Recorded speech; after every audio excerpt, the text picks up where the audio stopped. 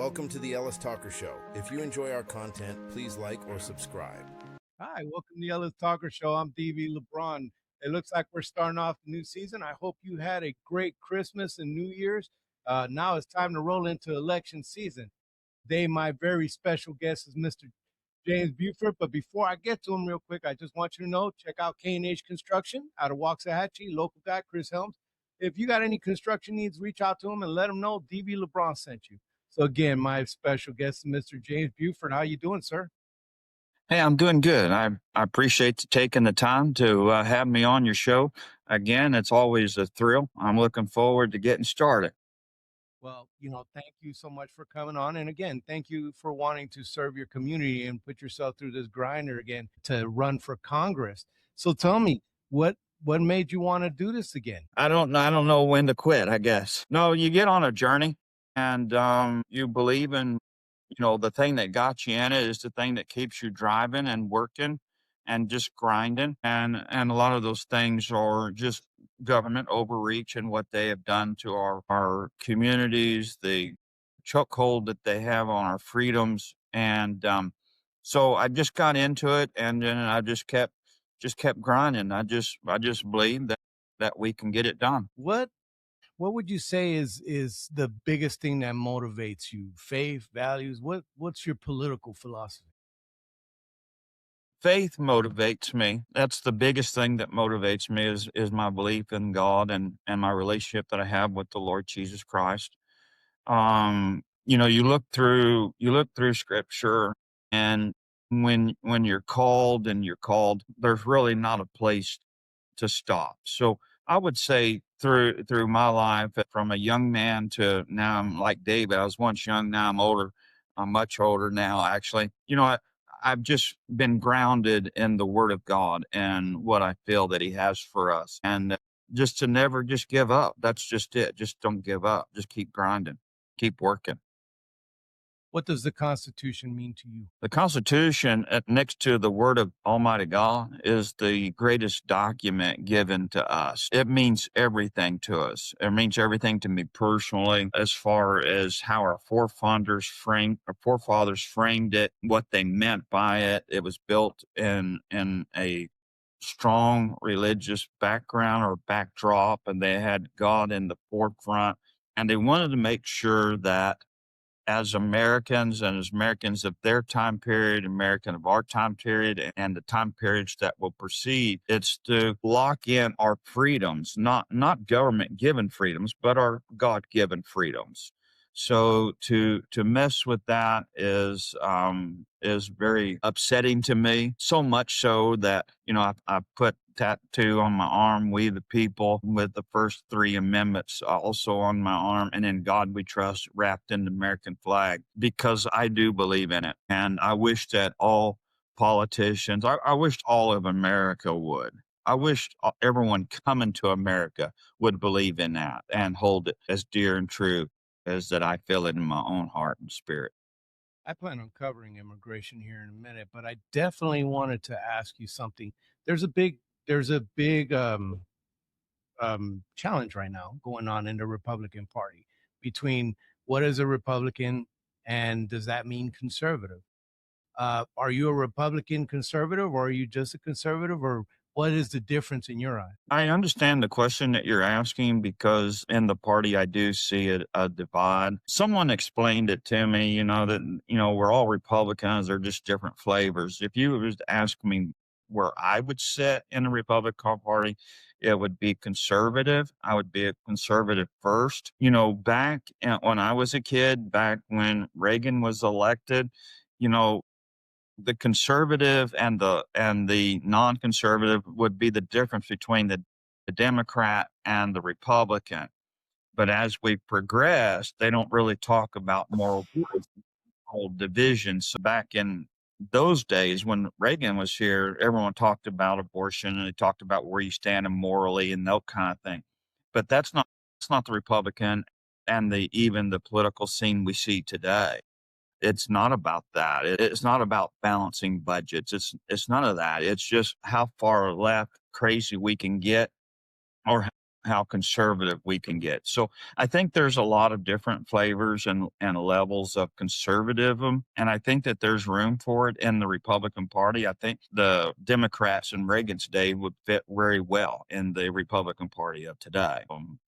Because, we focused back then on capitalism, versus socialism and abortion versus, abortion rights, that kind of thing. So there's been a lot of difference, I think, Yeah. over the last few years and how it's changed. The political party has changed. Yeah, there was a big article in the New York Times about the difference in how the right and the left have parted, and the spread in between these philosophies. But one of the major issues that have been in the news as of late has been stuff to do with the border enforcement, and who's coming into our country and what they are doing or not doing. If you were elected, what would be your priorities when it comes to border enforcement and immigration? I believe that immigration is a very important part of our fabric. It's who we are as a people. We're very caring and open, and we want people that experience the American dream. I'm afraid that we're getting away from the pride of America and the real benefit of America. And I would say in the last several years that we've incentivized this mass illegal migration of people. And, when I was growing up, we talked about immigration from South America, but you talk about immigration today, look at Somalia, Iraq, Iran, Afghanistan, all these third world countries that are just flooding into our country, and they're not simulating to America's way of living. And I struggle with that part of it. If America is the greatest country and you want to come here, there's a reason you want to come here because we are the greatest country in the world, in my opinion. And I'm biased that way. I just feel that to my core. But when we incentivize the illegal mass migration from all over the world, and what I mean by that is if the federal government is using taxpayer dollars uh, to incentivize it to the tune that 47% of all social service dollars goes to immigration. So 47 illegal immigration, not let me clear that. 47% of federal dollars go to illegal migration. And we're talking about social services, we talk about Medicaid, Medicare, we talk about Social Security, housing, food stamps. I mean, the list just goes on. So a lot of these people that come here from all over the world, not just South America, but all over the world, come here because it's a mass welfare magnet. And I think we need to clean that up. And the people who want to come here to pursue the American dream, which is in our lifetime, the American dream was what? Owning a house, raising your family, making sure that they have better than what we had when we were kids. And that's the American dream. It's being distorted today by all the immigration from all over the world that is trying to turn America into, like, right now we're dealing with the big Somalia issue, or you can talk about Sharia law, Muslims, all that. And I think that that's detrimental to our country. I appreciate lawful immigration. Let's do that. Let's clean that up. Let's make that correct. Is immigration a privilege or a right? It's definitely a privilege. Yes, sir. And Yeah. People who come here should feel privileged for coming here. DV, you served in the military. You've fought in places that you've seen more than probably what most people have saw. You've seen the poverty and the brokenness of third world countries. It's definitely a privilege to come here. yeah, I think some people forget that, and they don't know. I mean, a lot of people don't know. If you haven't had somebody try to sell you their daughter for a Pelelu ball cap, you definitely don't understand just how bad some of the rest of the world does have it. I mean, it Yes. really does change your perspective on things. One of the Yes, sir. biggest criticisms about how things happen, you had 13, 14 million, maybe more illegal immigrants walk over the border during the Biden administration. Yes. That's there's a lot of people that need to be taken care of, that needs to be addressed. And there was some children missing. It was a big issue, and that just went over.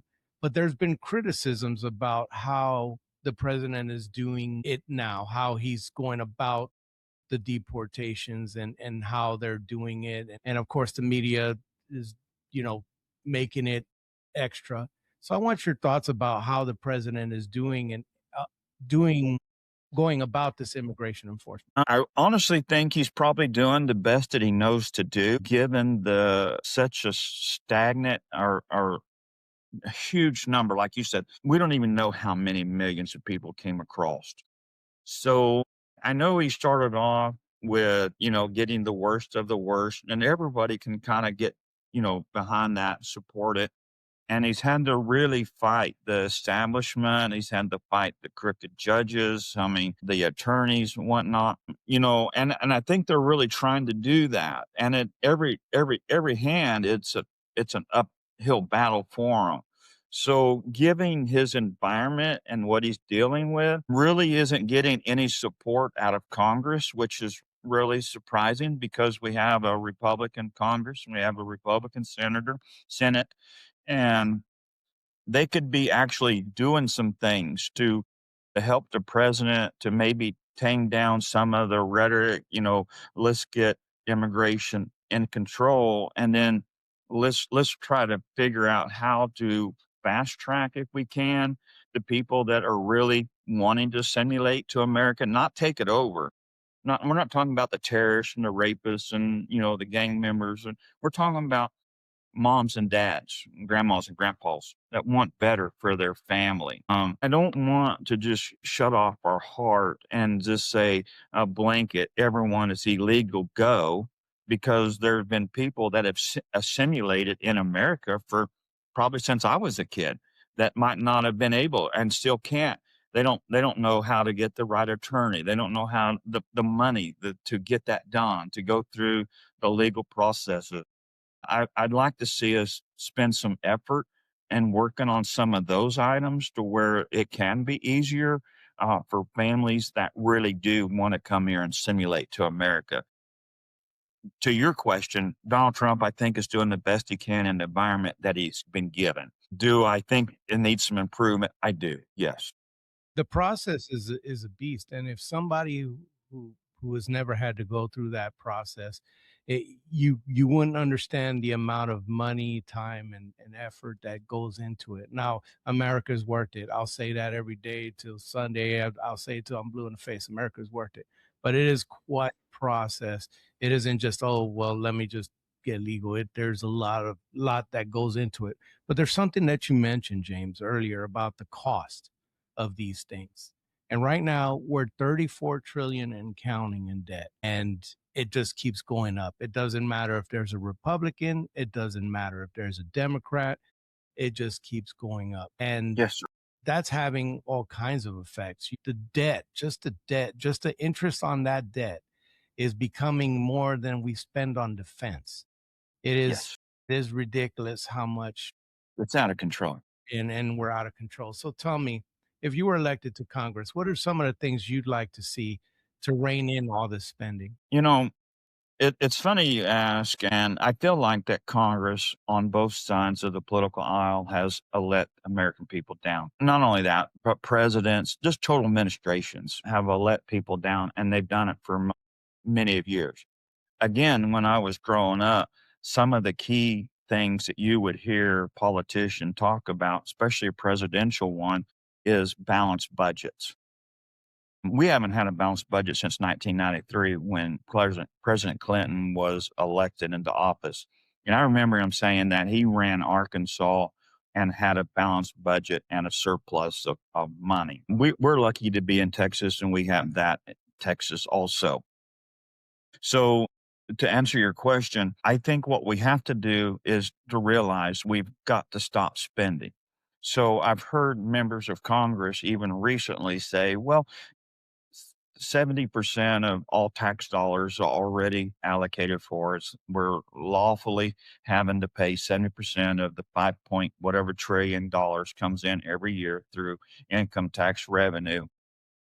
So they only set on about 30% that the appropriations committee appropriates. Well, if that's the real truth and if that's the real reality, then we don't need an appropriations committee because we don't have no money. We're done. We've already spent. We can't just keep going. And I hear members of Congress say, well, we're back to pre-COVID spending. Well, you're still 2.5 trillion over what we're making every year. And I'm just a common guy with common sense thinking, I guess, if you will. I realize that if a company would run their business at a deficit like the federal government does, they would be out of business. And I know this firsthand. I've lived it and I've experienced it. If you personally ran your personal finance the way the government runs their finance, you would be writing hot checks and maybe be in jail because you're spending money you don't have. And so somehow, in some way, we have to bring accountability back to Congress, and there has to be a reality check that we cannot keep spending $2+ trillion a year more than we're making. It doesn't make sense, and we are going to be bankrupt. And one of the things that scared me through COVID is, I don't know if you remember, but you go to Walmart or a grocery store and they started limiting how much meat you could buy. I bought land, my friend, and I started raising my own cows because I'm going to eat, right? I want my family to eat. And I'm going to, I don't trust the government with that. We only have enough food in this country probably to feed us maybe less than 30 days. You saw how the shelves empty. We're not doing the right things taking care of America. And we're not doing it. And if we go bankrupt, and we will go bankrupt. It will happen. It's not a matter of if, it's when. And if we don't control it, it's coming. It's going to hit us like a brick.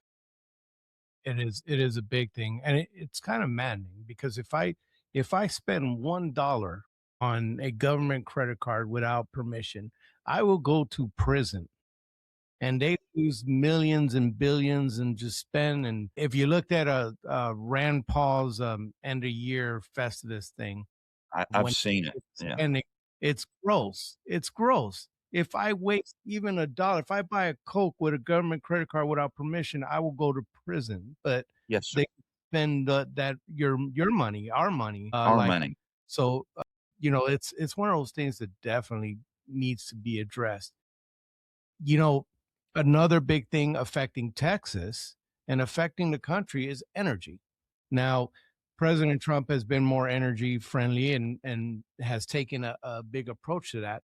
But what do you think he could do better? What would you like to see on energy when it comes to how we do energy in this country? Well, in Texas, I would like the Texas legislature to pick up Senator Bob Hall's um, legislative priorities and let's get our grid rebuilt. I think fossil fuel is a great source of income and a source of energy. I've listened to the railroad commissioner and they've got a big pocket of oil out in West Texas that they haven't even tapped into that would sustain us for 100 years probably. But I'd like to see us explore some nuclear energy, some clean energy. If we could figure out how to effectively and safely, without impacting our environment, get rid of the waste or find a way to reuse or repurpose the waste. But I'd like to see us explore some of that.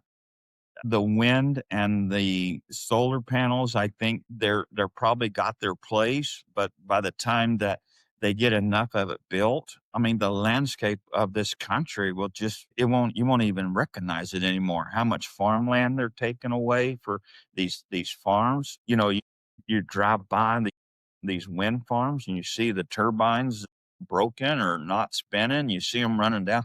I would like to see us look more fossil fuels and maybe nuclear, some energy, and then rebuild our Texas grid.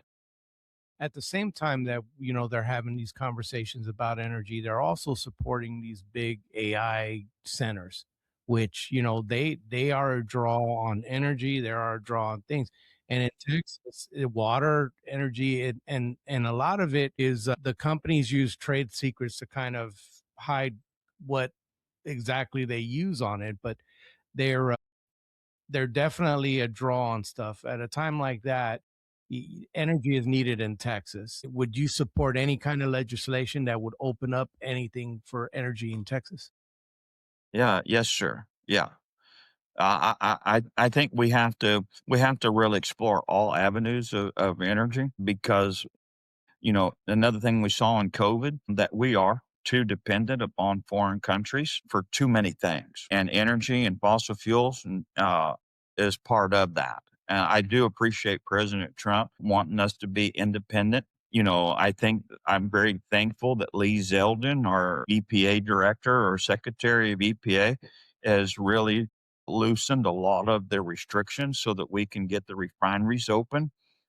It's making headline news right now that the California legislator and Gavin Newsom has really clamped down in California on energy, on their refineries and finding the refineries that are there.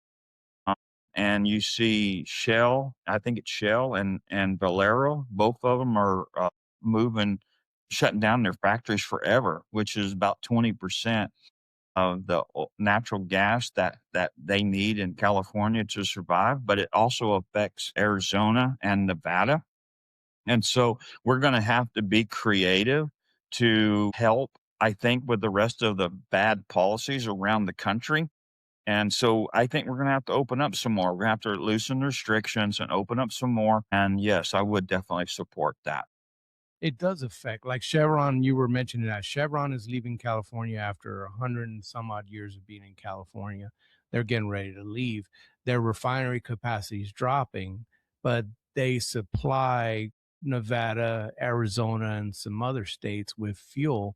Well, if you can't refine oil and you're not refining fuel, you got to get it from somewhere. It's going to be much more expensive. So those things they do, even their policies when it comes to fuel efficiency and some of the environmental policies that they pass in California, they affect the industry because the car manufacturers can't just make cars for Texas and cars for California. When California is putting these restrictions, they end up affecting the whole country. Would you support any kind of legislation to kind of put a check on that? I think what we ought to do is get rid of the EPA, right?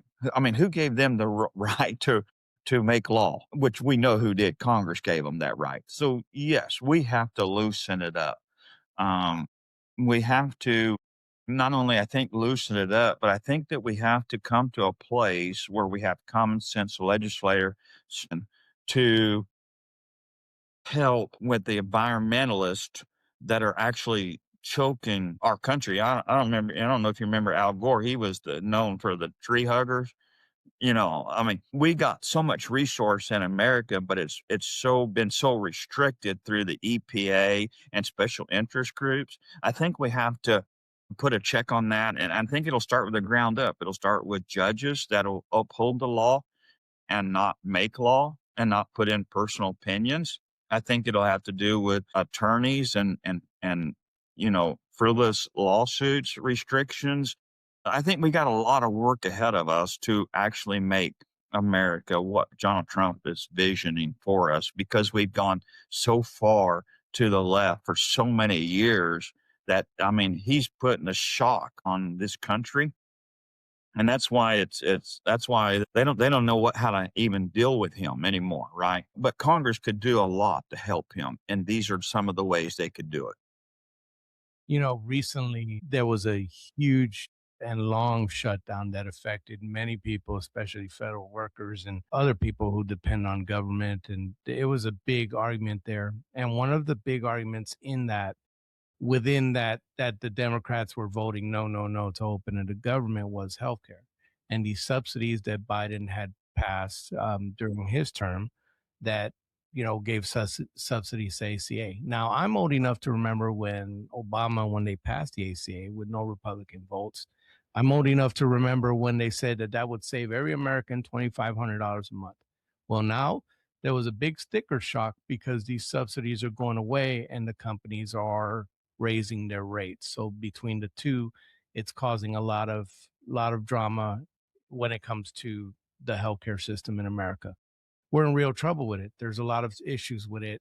A lot of people suffering, good people, that are having to deal with what's going on with the healthcare industry in America and healthcare.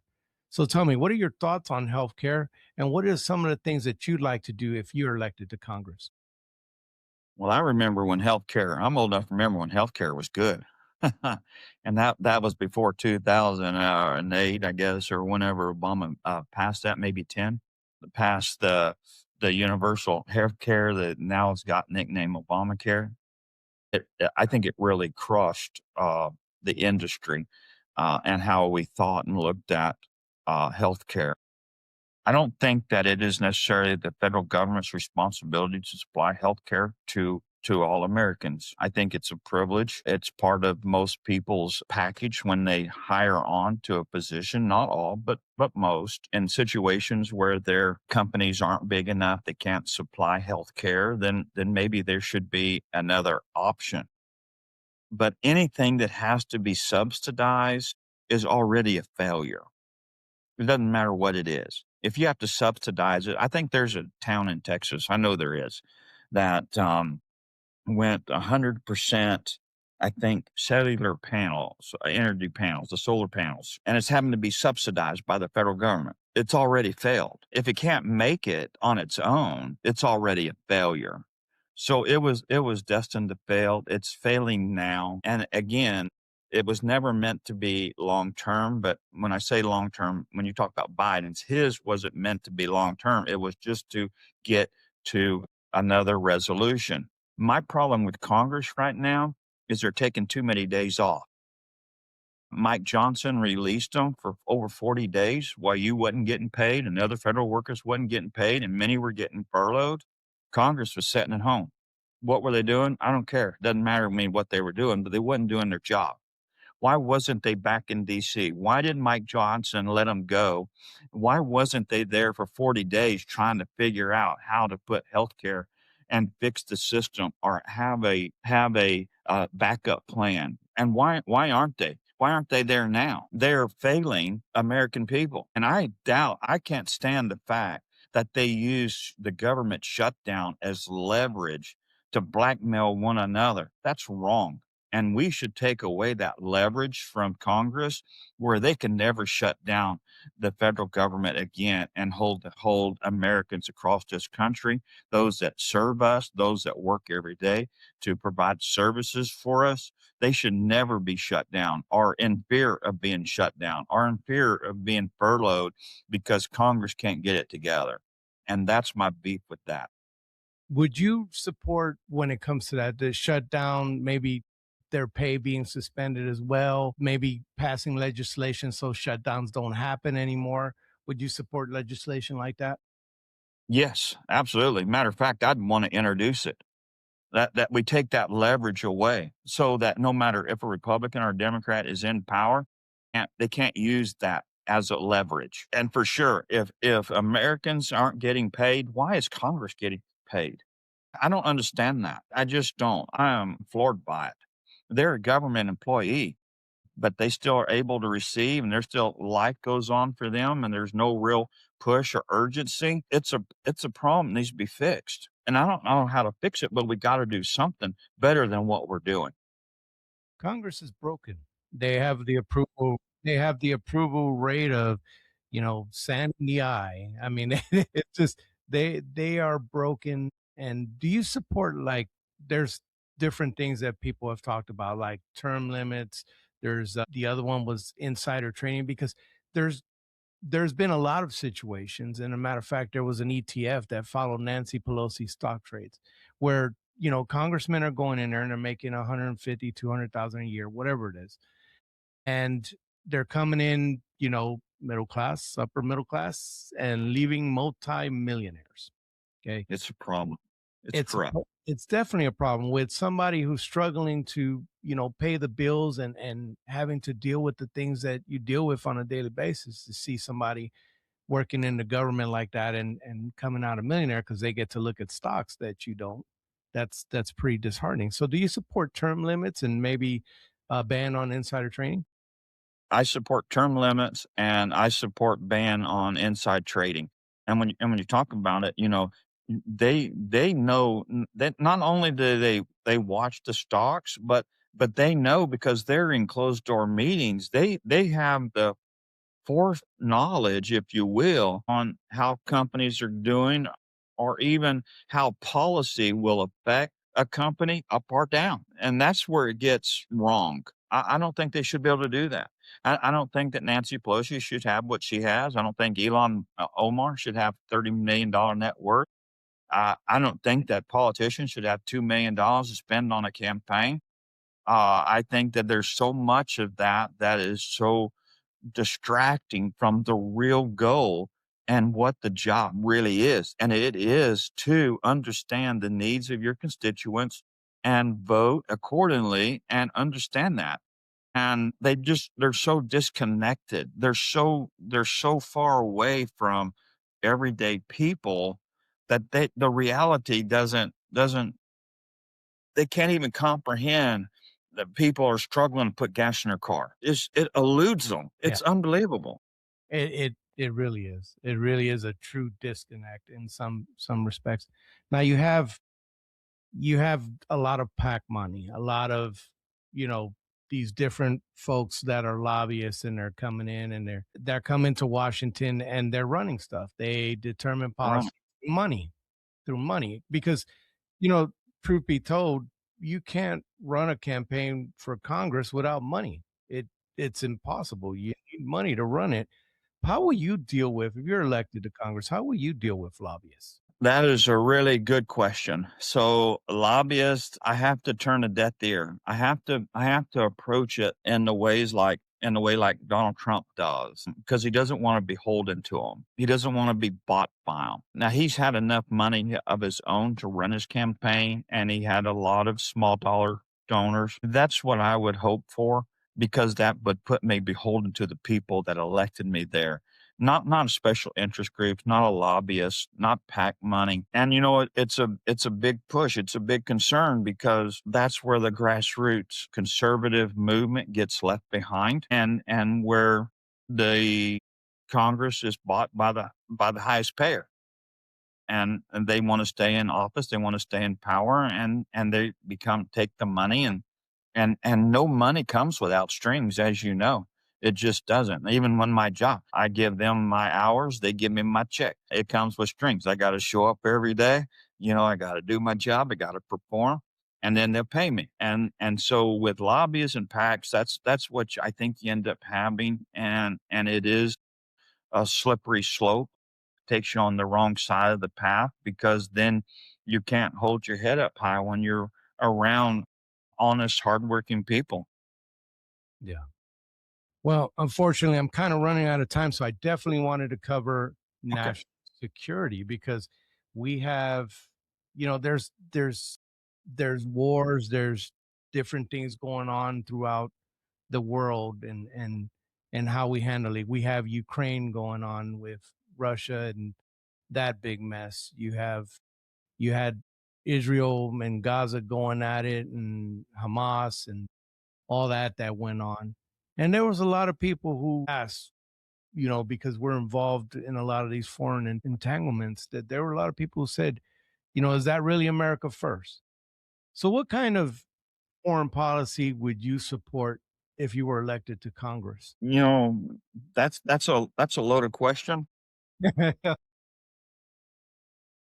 You know, our allies, if they end up in trouble, then I think, because we have allies, that we ought to help them. I think that Donald Trump is trying to bring peace around the world to the best he can, is doing what he can. He's definitely has closed the purse to places like Ukraine. He has put a stronghold on other places around the world. I support those moves. I don't think we should be the world's police officers. I just don't. I don't think we should be sending armed men and women into these unfavorable circumstances and situations that becomes, the hot button right now is what Iran's doing. I don't know. I understand that there's a humanity side, and we are Americans, so that we do have the humanity side, but I don't want to see us get entangled again. And I really do believe that Congress, for as a whole, really likes the military industrial complex, just to spend money, spend bullets. And before Trump got there, we had an open wallet. We was sending endless amounts. I don't think we should do that. Now, if we can use our influence through financial restraints around the world, if we can do some of those type things to impose our will, if you will, to get what we want, to get what's best for us, I would support some of those things. But I don't support war, continuous war. I do appreciate that Donald Trump was able to drop a couple of bombs on Iran, and that was it. We didn't send people, and I don't want to send people. I don't want to do that. I want to protect our borders. Let's do that. Let's protect America first. We don't have the money to send anywhere else. We don't have the money to buy all this military equipment to send or to give to everybody else. We're in trouble. And right now, if we don't step up and start paying our own bills our own way, again, we won't be able to help nobody. We'll be no good to anybody. Yeah.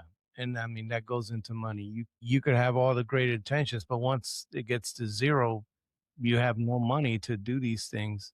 And there the other things too is I don't want to lose another brother or sister in arms in the dirt ever again. And I sure don't want to have to lose them when they come back broken and they can't deal with what happens. That I don't want to deal with that ever again. I don't want to see that from my brother and sisters in arms who I care deeply about.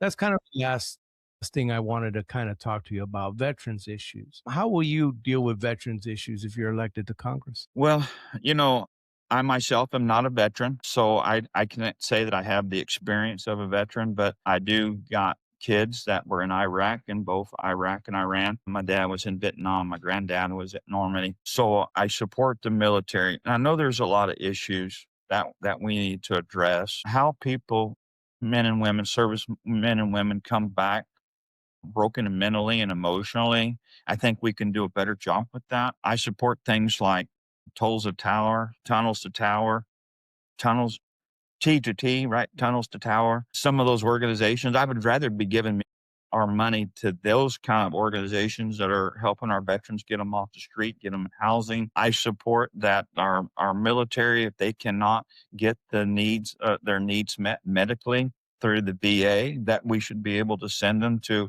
any hospital or doctor they would want to go to. I think we ought to open that up and continue to do that. There are a lot of other benefits out there that I'm not that schooled with. You would probably have a lot better feel for it. But I would want to make sure that our servicemen and women are taken care of in every aspect, mentally and physically, financially, especially those that have suffered greatly, whether it be physical or mental. We can't ignore them. We just can't do it. And we have to do a better job as Americans. And so if that's cutting illegal benefits to give it to a veteran, I think we ought to do something like that. Make it Understandable. available. Well, on my show, my guest always gets the last word, Mr. Buford, and I'd like for you to just look in the camera and talk to the people. Okay. I do want to say I really appreciate the time that I've had with you, DV. Um, I respect you. I respect you and your position and your show and your audience. And I would ask your audience to vote for me and to choose me for a change in the upcoming election 2026. There are 10 executive orders that I have on my website that I would encourage everyone to go and look at those. 5 of them have to do with freedoms of religion, freedoms of speech, freedom from anti-Semitism when it comes to Christianity. One of them has to deal with protecting our Second Amendment rights. And then the last 5 I have listed there has to do with budgetary items.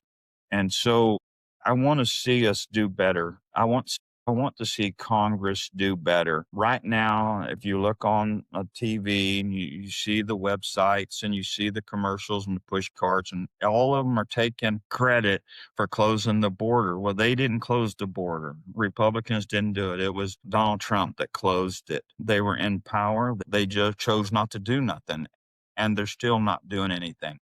And so, with all that being said, I would just like to say thank you for the time. I really am confident that this is going to be our year. And I just thank you for taking a moment to listen to me and to hear my voice. If you have any questions, please feel free to reach out. Thank you. James, thanks again for coming on the show. I really do appreciate you. Thank you for wanting to serve your country and your community. And, you know, yeah, it's race time. Yeah, It's race election. time.